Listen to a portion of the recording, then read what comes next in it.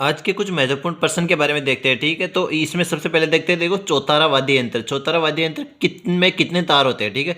आजकल एग्जाम में पूछ लिया जाता है कि कौन से वाद्य यंत्र में कितने तार होते हैं, ठीक है। तो इसको हम धीरे धीरे सभी वीडियो में धीरे धीरे कवर कर लेंगे, ठीक है। यानी एक साथ सभी वाद्य यंत्र को पढ़ेंगे तो सारा कचरा हो जाएगा, ठीक है। तो अपन अलग अलग थोड़ा थोड़ा पढ़ेंगे, ठीक है। चौतारा वाद्य यंत्र में कितने तार होते हैं, तो चौतारा यानी चार तार। तो इस सीधा सीधा नाम से पता चल रहा है चार तार होते हैं इसमें, ठीक है। इसको और भी काफ़ी नाम से पूछा जाता है, क्योंकि काफ़ी बार पूछा गया है कि तंदूरा या तंबूरा में कितने तार होते हैं। तो इसे ऐसे अगर चौतारा याद हो तो अपने को पता चल जाएगा कि चार तार है, ठीक है। लेकिन तंदूरा तंबूरा पूछ लेगा तो गड़बड़ हो जाएगा, ठीक है। तो अपने को ध्यान रखना है, इसका नाम तंदूरा, तंबूरा, वेणु और निशान भी है, ठीक है। इसके अलावा देखो कामड़ जाति के द्वारा बजाया जाता है चौतारा, ठीक है। और इसको कैसे बजाते हैं, इसे दाएं हाथ की अंगुली यानी दाएं हाथ की प्रथम अंगुली में मिराज पहनकर, ठीक है। मिराज एक अंगीठी जैसा आता है, तो उसको पहनकर बजाया जाता है, ठीक है। राजस्थान की मरुभूमि की कोकिला किसे कहा जाता है, ठीक है। तो इसे ये अल्लाह जिला बाई को कहा जाता है, ठीक है, जो कि मांड गायिका थी। केसरिया बालम पधारो नी मारे देश, ये इन्हीं का गाना था, ठीक है। शिशु की मृत्यु पर गाए जाने वाला गीत कौन सा है, ठीक है। शिशु की मृत्यु पर छेड़े गीत गाए जाते हैं, ठीक है। याद रखना, शिशु की मृत्यु पर गाए जाने वाला गीत कौन सा है, छेड़े गीत, ठीक है। किस गीत को गाली गीत भी कहा जाता है, जो विवाह में आत्मानंद की खुशी के लिए गाया जाता है, ठीक है। यानी कि खुद की आत्मा की खुशी के लिए गाया जाता है और उसे उसमें गालियों का प्रयोग किया जाता है, तो वह सीठने गीत कहलाते हैं, ठीक है। अब देखो, वर को जादू टोने से बचाने हेतु, वर को जादू टोने से बचाने हेतु गाया जाने वाला गीत कौन सा है, ठीक है। तो कामण गीत। कामण गीत ऐसा होता है जो वर को जादू टोने से बचाने के लिए गाया जाता है, ठीक है। इसके अलावा देखो, वधु पक्ष की ओर से महिलाएं जब बारात का डेरा देखने जाती है, यानी वधु पक्ष की ओर से महिलाएं जब बारात का डेरा देखने जाती है तब कौन सा गीत गाया जाता है, ठीक है। तो जलो और जलाल गीत उस समय गाया जाता है, ठीक। और इसके आगे देखो, लोकगीत ही जनता की भाषा है। लोकगीत ही जनता की भाषा है। लोकगीत ही हमारी संस्कृति के पहरेदार हैं। ये किसने कहा था, यह महात्मा गांधी ने कहा था, ठीक है। यानी ये कथन के बारे में नॉर्मली पूछ लेते हैं कि यह कथन किसका है, ठीक है। तो लोकगीत ही जनता की भाषा है, लोकगीत ही हमारी संस्कृति के पहरेदार हैं। तो यह किसने कहा था, यह महात्मा गांधी ने कहा था, ठीक। इसके अलावा देखो, लोकगीतों को संस्कृति का सुखद संदेश ले जाने वाली कला किसने कहा है, ठीक है। लोकगीतों को संस्कृति का सुखद संदेश ले जाने वाली कला किसने कहा है, तो रविंद्रनाथ टैगोर ने, ठीक है। पुरुषों द्वारा मेवाड़ या फिर पर्वतीय क्षेत्र में आदिवासियों द्वारा गाए जाने वाली गीत है, ठीक है। तो ऐसे पूछ लेते हैं कि निम्न में से कौन सा पुरुषों के द्वारा गाया जाने वाला गीत नहीं है, या फिर निम्न में से आदिवासी पुरुषों के द्वारा गाया जाने वाला गीत जो कि पर्वतीय गीत है उनमें से कौन सा नहीं है, ठीक है। तो आपको याद रखना है पटेलिया, ये 4-5 नाम है, ठीक है। पटेलिया, बिछिया, लालर, माछर, नोखिला, ऊंटारी असवारी, नावरी असवारी और शिकार, ये सारे के सारे आदिवासी पुरुषों के द्वारा जो पर्वतीय क्षेत्र में रहते हैं उनके द्वारा गाए जाने वाले गीत है, ठीक है। शिशु के जन्म के अवसर पर कौन सा गीत गाया जाता है, तो शिशु के जन्म के अवसर पर जच्चा गीत या फिर होलर गीत गाया जाता है, ठीक है। जच्चा गीत या होलर गीत, ठीक है। जयपुर के डागर घराने के प्रवर्तक कौन है, तो बहराम खां। जयपुर के डागर घराने के प्रवर्तक कौन थे, बहराम खां। और ये राम सिंह द्वितीय के दरबारी गायक थे, ठीक है। राम सिंह के दरबारी गायक थे, ठीक।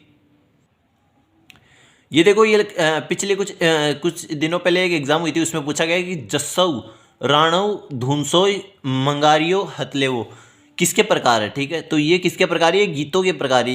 ये है ना आदिवासियों के द्वारा गाए जाने वाले गीतों के प्रकार है, ठीक है। पाबूजी, डूंगजी, जवाहर जी, रामदेव जी के भोपे कौन सा वाद्य बजाते हैं, ठीक है। तो इन रामदेव जी, पाबूजी, डूंगजी और जवाहर जी की फड़ फड़ते समय, इनकी फड़ का वाचन करते समय रावण हत्ता वाद्य यंत्र बजाया जाता है, ठीक है। जिसमें कितने तार होते हैं, रावण हत्ता वाद्य यंत्र के बारे में भी देख लेते हैं अपन। इस रावण हत्ता वाद्य यंत्र में 9 तार होते हैं, ठीक है। राजस्थान का प्राचीनतम वाद्य कहलाता है ये, ठीक है। इसे गज से बजाया जाता है। बड़े नारियल की कटोरी पर खाल से मढ़कर इसे बनाया जाता है, ठीक है। यानी बड़े नारियल की कटोरी पर खाल से मढ़कर बनाया जाने वाला वाद्य यंत्र कौन सा है, तो वह है रावण हत्ता, ठीक है। कामायचा का बेताज बादशाह किसे कहा जाता है, तो कमल साकर खां को कामायचा का बेताज बादशाह कहा जाता है, ठीक है। भपंग का जादूगर किसे कहा जाता है, जहूर खां मेवाती को भपंग का जादूगर कहा जाता है, ठीक है। दादू संप्रदाय की प्रधान पीठ कहाँ है, दादू संप्रदाय की प्रधान पीठ कहाँ है, नरेना या नारायणा जयपुर में है, ठीक है, जो कि भैराना की पहाड़ी पर स्थित है, ठीक है। राजस्थान का कबीर किसे कहा जाता है, तो संत दादू दयाल जी को राजस्थान का कबीर कहा जाता है, ठीक है। इसके अलावा देखो, संत दादू दयाल के उपदेश किसमें संग्रहित है, ठीक है। तो संत दादू दयाल के कौन से ग्रंथ है जिनमें उनके उपदेश लिखे हुए हैं, तो दादू जी री वाणी और दादू जी रा दूहा, ठीक। इसके आगे देखो, संत पीपा की गुफा कहाँ है, संत पिप्पा की गुफा कहाँ है? तो टोडाग्राम टोंग में है पिप्पा की गुफा, ठीक। आजीवन दूल्हे के वेश में, ठीक। एक बार देखो आगे, आजीवन दूल्हे के वेश में रहकर उपदेश देने वाले संत कौन थे? ठीक है, तो संत रज्जब जी, संत रज्जब जी है ना, ठीक है, ये आजीवन दूल्हे के वेश में उपदेश देते हैं, ठीक। इसके अलावा देखो उपदेशों का संग्रहण, इनके संत रज्जब जी के उपदेशों का संग्रहण कहाँ पे मिलता है? रज्जब जी वाणी और सर्वंगी, इन 2 ग्रंथों में मिलता है, ठीक है। इनके प्रधान पीठ यानी कि रज्जब जी का जन्म कहाँ हुआ था? सांगानेर में, और उनकी मृत्यु भी सांगानेर में, और इनकी प्रधान पीठ भी इनके संप्रदाय की सांगानेर में ही है, ठीक है। इसके अलावा देखो किस संत को राजस्थान का नरसिंह कहा जाता है? ठीक है, तो भक्त कवि दुर्लभ को, भक्त कवि दुर्लभ को राजस्थान का नरसिंह कहा जाता है, ठीक है। और इनका जन्म कहाँ पे हुआ था? वागड़ क्षेत्र में हुआ था इनका जन्म।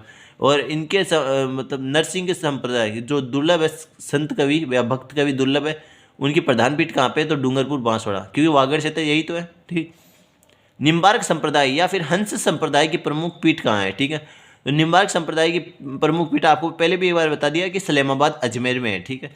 इसके प्रवर्तक कौन है? आचार्य परशुराम है इसके प्रवर्तक, ठीक है। और इसकी अन्य पीठ कहाँ पे है? एक उदयपुर में है।